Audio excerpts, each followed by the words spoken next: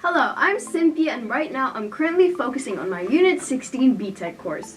I'm going to make a mini-series which will contain 5-episode tutorials on editing specifically made for all you young filmmakers out there. I will cover multiple topics which will all increase your knowledge on Adobe editing platform, Adobe Premiere Pro CC. After you've watched my mini-series, I hope that you will understand more on all the available techniques you can access when you're using this application, as well as making your work look more professional. In this episode, I will cover the basic principles of editing, the purpose of understanding editing, and how editing has developed over time. The earliest filmmakers were afraid to edit films together. This is due to them having believed that different shots from different areas of position would confuse the audience members. This, however, does not stop the fact that during the Middle Ages, it was filled with its own versions of editing. An example of this would be Hugo van der Gogh's church altarpiece, which was created in 1476, called the Portiani altarpiece. This image gets you from one scene to the next through simple cuts. During the primitive editing, filmmakers discovered how editing shots helps to tell more complex stories and contributes to how the audience feels. This type of editing is seen in films such as Rescued by Rover, which was created in Great Britain in 1904, and The Great Train Robbery, created in 1902. Editing techniques were made during filming, as the cameraman would stop cranking at the end of a shot and begin in another area. Other types of editing would be the magic puff of smoke, which would be placed in front of actors as the scene cuts, and begins right again after the actor has left the scene to make it seem as if the actor has disappeared.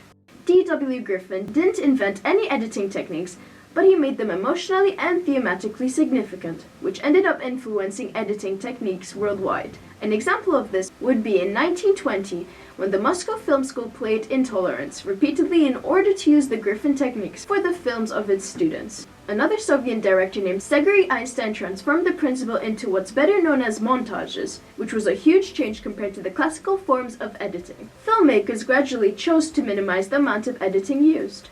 Documentarists thought that editing was a way of making their visions appear more interesting, while others thought that minimal intrusion was more authentic. On the other hand, new documentary styles emerged with minimal editorial interventions. During the silent era, American comics such as Charlie Chaplin and Buster Keaton relied on long takes in order to showcase how no special effects nor camera tricks were used, making it look more dangerous, like it was stunted in a real-life event. In today's society, we are at an era filled with incredibly advanced special effects. However, filmmakers are still enamored of the photographic realism in sustained shots. Jim Jarmusch is an example of this, as he would hold his camera on the subject for long time periods.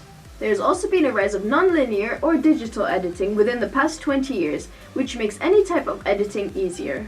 This is also less time-consuming and not as expensive as other older methods. Now that we have covered basic principles of editing, you have to realize that the role of an editor is quite rewarding once you master the simple process, which is usually quite hard to master. The rewarding part starts to form up once you see the results of your film placed all together, telling a story that nobody could tell like you due to all the effort you have put into it. There are some basic requirements of an editor that you would need to understand and consider when accepting a job role on a professional film project. The first thing you should understand would be the process of editing and the planning stages, which should both begin at the same time in order to keep up with the continuity of the film. This could also impact the overall vision of how your film would turn out to look like in the final cut. The only thing you would require to understand would be the wide variety of movements and camera angles which would be used. Another thing you should consider would be the shot sizes. You have to make sure that you follow the rule of thirds. In case you don't know what the rule of thirds are, it's the rule of a thumb, or guidelines, which applies to the process of composing visual images such as designs, films, paintings, and photographs. One thing you should keep in mind is that you shouldn't be afraid to cut out any unnecessary footage that is placed in your film, even if you're very proud of it. You have to remember that quality is better than quantity. You need to have the best quality of footage available if you want to impress your mass audience. Just make sure not to fully delete it unless you're 100% certain that you won't use it during the final stages of your editing process. You'd have to take into consideration the type of editing you'd want to use. Would you like to have a more fast-paced editing, such as Roger Avary's 2002 directed film The Rules of Attraction? Or a more slow-paced editing such as Peter Jan Bruges directed film The Clearing, created in 2004. Both of these genres completely differ from each other, however, they are both equally as effective through their use of editing, which sets them apart in the film industry. You will also need to take into consideration the use of diegetic and non-diegetic sound, and the musical background tones, which should only be applied if you're looking for a specific reaction or encode a specific tone to the audience. In conclusion, the basic principles of editing integrates your raw footage together in order to bring together an overall story, whether that's in a narrative or a non-narrative sequence.